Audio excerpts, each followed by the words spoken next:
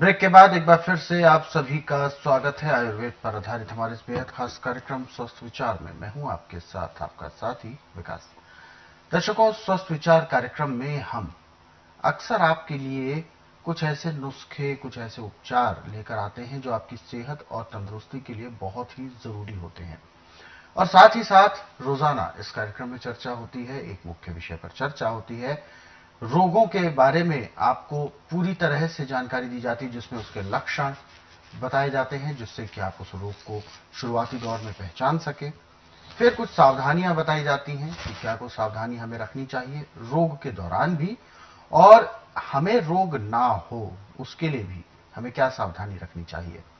नुस्खे, उपचारों की चर्चाएं होती हैं ताकि आप उन नुस्खों को जानकर उन उपचारों को अपने घर पर ही आसानी से कर सकें और आपको बहुत ज्यादा दिक्कत ना हो, हॉस्पिटल या डॉक्टर्स के पास आपको चक्कर ना काटना पड़े। यही सबसे बड़ी विशेषता है इस कार्यक्रम की, ताकि आप अपने आप को निरोगी बनाए रखने में सफल हो सके। और इसीलिए हम आपको याद भी दिलाते हैं कि जब भी आप इस कार्यक्रम को देखने बैठते हैं तो कॉपी और पेन अवश्य लेकर बैठा करें। जो भी नुस्खे उपचार आपको बताए जाएं उनको आप लिख जरूर लिया करें। आगे बढ़ते हैं और शुरू करते हैं आज के मुख्य विषय पर चर्चा। गुरु जी, एक रोग जिसका नाम किसी एक रंग के नाम पर आधारित है, पीलिया, जॉन्डिस जिसे इंग्लिश में कहा जाता है, एलोपैथ की भाषा में। एक इसकी खासियत भी है कि कहते हैं कि जिस व्यक्ति को यह रोग हो जाता है पीलिया, उसका शरीर भी पीला पड़ जाता है, आंखें भी पीली होती हैं, नाखून भी पीले हो जाते हैं, और इवन जो वो मल मूत्र करता है, पेशाब यानी, वो भी पीलापन उसमें रहता है। तो ऐसा किस तरीके का ये रोग है, क्या इसके सिम्टम्स होने चाहिए या क्या इसके लक्षण होते हैं जिससे कि पीला हमारा पूरा जो एक दिनचर्या है या जो एक जीवन है वही उसी में पीलापन समा जाता है? क्या है इसके पीछे राज? देखिए, मैंने आपसे एक बात कही थी कि सब हमारी जीभ का रस है। अच्छा, बिल्कुल। जितना जीभ को स्वाद ज्यादा देंगे उतने ही आपको भोग भोगने पड़ेंगे।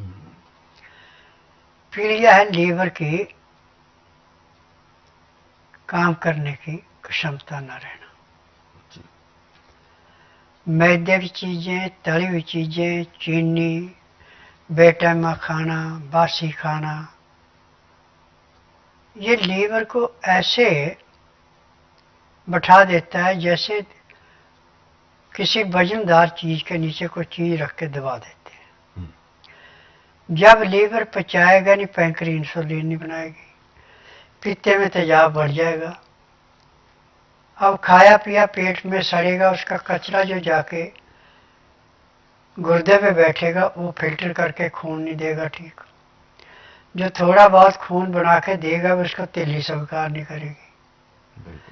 और जो पुराना खून आपका वही बार बार घूमेगा, उसको भी ऑक्सीजन पूरी नहीं मिलेगी। जब पीलिया होता है तो सांस भी पूरा नहीं लिया जाता, ऑक्सीजन की कमी इसमें बहुत ज़्यादा पड़ती है। फिर यदि आपको पीलिया ज़्यादा हो गया, 10 पॉइंट से ऊपर चला गया और आपको सफेद रंग के कपड़े पहना दिए तो 15 मिनट के बाद वो कपड़े ऐसे हो गए जैसे हल्दी से रंग दिए, यहाँ तक होता है। और आंखें तो बिल्कुल पीली होती हैं, जो कि अंदर काला लेंस है हमारा जिससे चीजें देखते हैं हम, ये भी पीला पड़ जाता है।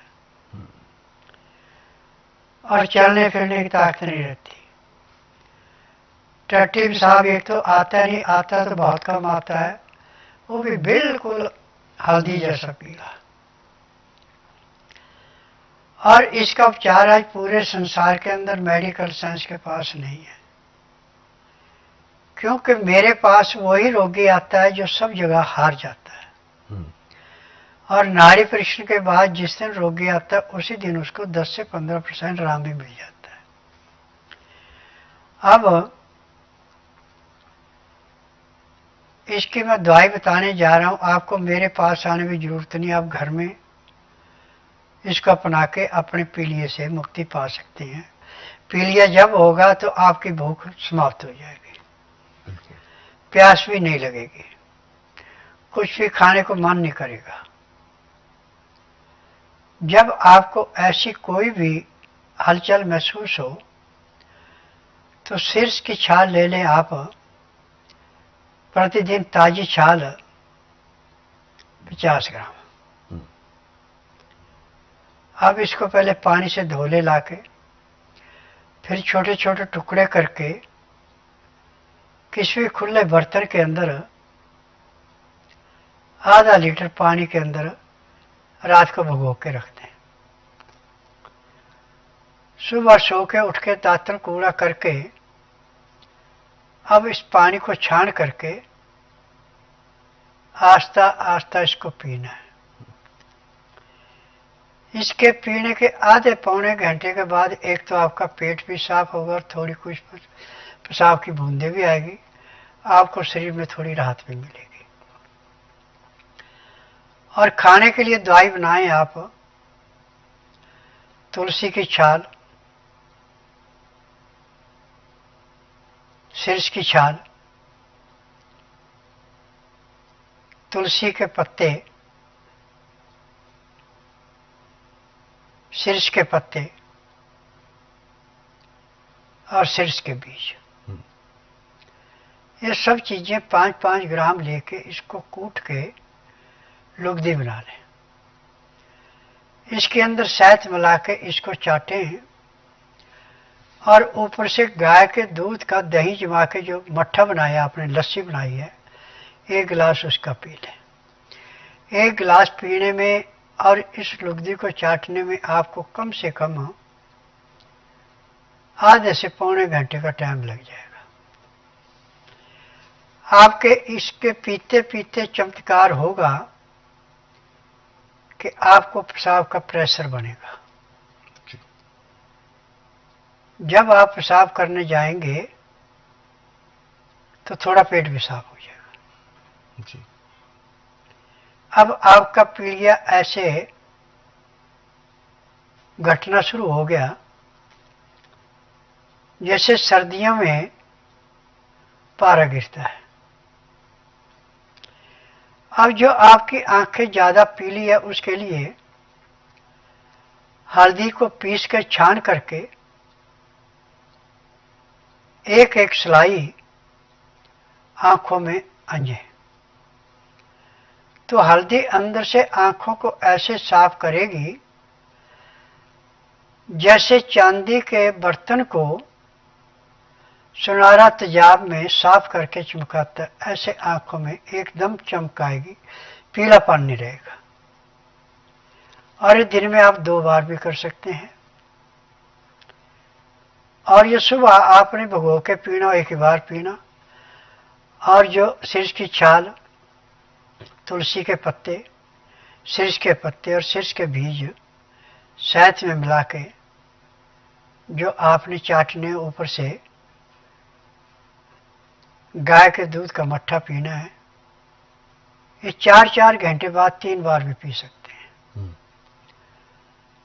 तो आपका पीलिया यदि 18 से 20% में पहुंच गया तो 3 दिन में पीलिया बिल्कुल समाप्त हो जाएगा। परंतु क्रिया आपको 21 दिन तक लगातार करनी है, तब जाके आपका लीवर पूर्ण रूप से काम करेगा जी।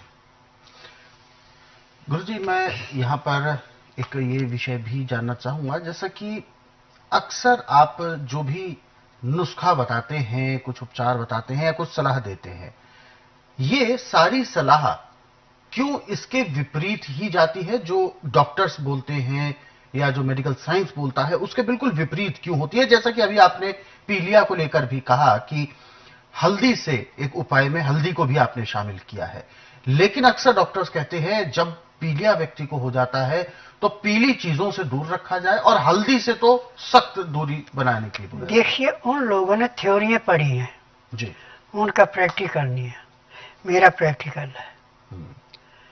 पीलिया के मरीज को हल्दी लस्सी में मिला के देते हैं। अच्छा, तो उससे पीलिया घटता है, उससे घटने लगता है। खून को साफ करने के लिए हल्दी से बढ़ के तो संसार में कोई वस्तु है ही नहीं जी। लेकिन वही विरोधाभास रहता है कि मेरे भाई, ये अंग्रेजों की देन है जी।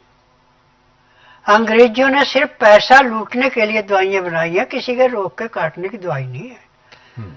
आज कोई डॉक्टर कह दे कि मैंने इस रोगी को बिल्कुल स्वस्थ कर दिया, अब इसको जिंदगी में दवाई नहीं खानी जी। और स्वस्थ आदमी बता दे या कोई दवाई अपनी प्रूव करा दे, मेरे आश्रम में जिसने दवाई ने रोग काट दिया, मैं उसको 10 लाख रुपए कैश दूंगा। बिल्कुल। और यदि वो रोग को दबाता है, रोग को काटता नहीं, तो 20 लाख लूंगा, पैसा तो मजदूरी करवा के। बिल्कुल। और ये जब मैं टीवी पे आया था 2004 में, मैं तब से कह रहा हूं जी। अब कोई डॉक्टर सामने नहीं आता। और जब किसी डॉक्टर से बर्ताव होते हैं तो कहते हैं हम रोग पे कंट्रोल करते हैं, हमारे पास रोग की दवाई नहीं है। लेकिन आयुर्वेद में ये सब चीजें, ये सब चीजें, तो वास्तव में ये जो बातें हम सभी तक पहुंचाई गई हैं और ये बहुत जरूरी भी है, क्योंकि ऐसे ही नहीं आयुर्वेद की पूरे विश्व भर में है।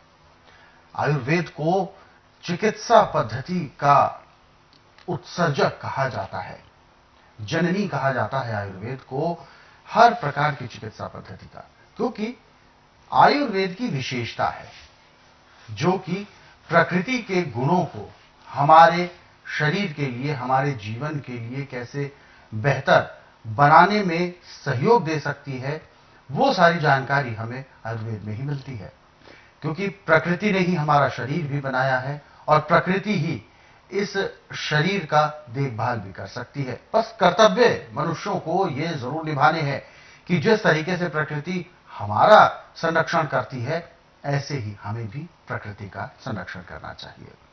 दर्शकों, हालांकि इस कार्यक्रम में बहुत सारे नुस्खे आपको भी बताए गए हैं और बीमारियों के बारे में भी चर्चा की गई है, तो ऐसे तमाम नुस्खे और उपचारों को यदि आप अपने सरल सुविधाजनक समय पर पढ़ना चाहते हैं तो स्वस्थ विचार आश्रम से आप पुस्तकें भी प्राप्त कर सकते हैं, या आप अपने घर पर बैठे हुए ऑनलाइन ऑर्डर भी कर सकते हैं। कोरियर या डाक के माध्यम से आपके घर तक पुस्तकें पहुंचाई जा सकती हैं। इसके लिए आपको हेल्पलाइन नंबर्स पर कॉल करना है।